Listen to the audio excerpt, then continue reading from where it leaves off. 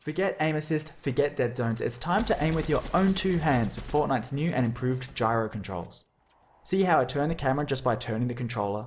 Gyro aiming can be great for everything from slight aim adjustments to fast and precise flicks. Whether you like to hold the controller upright, flat, or somewhere in between, you should find that Fortnite's new Gyro Controls give you a really natural command over the camera and over your weapon. I like the extra stability of having the controller flat in my lap, so let's move to an overhead view of the controller so you can see what I'm doing. From a small layer of extra control just when you need it, to something that can more drastically change how you look around the game world, Fortnite has a wide variety of new options here.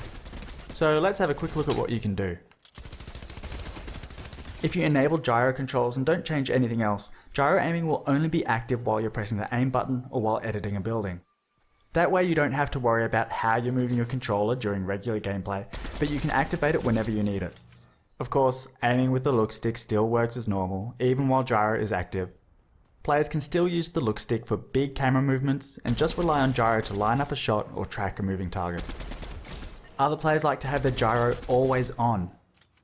If that's how you're playing, it's usually a good idea to customize your controls so that you have a Gyro Modifier button.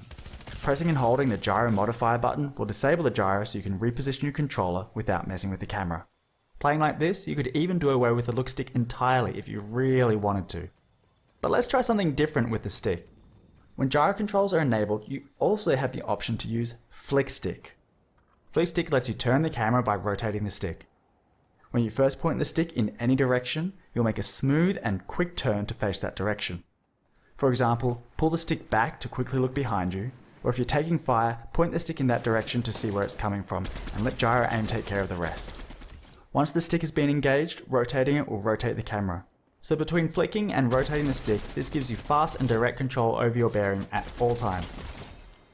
Now, because Flick Stick uses the whole range of the look stick just to turn the camera left and right, it gives you no way to look up and down. So Flick Stick requires that you have gyro controls enabled, and I strongly recommend Flick Stick players either have gyro aiming always on, or make it so that engaging the Flick Stick also activates gyro, so they can look up and down whenever they need to.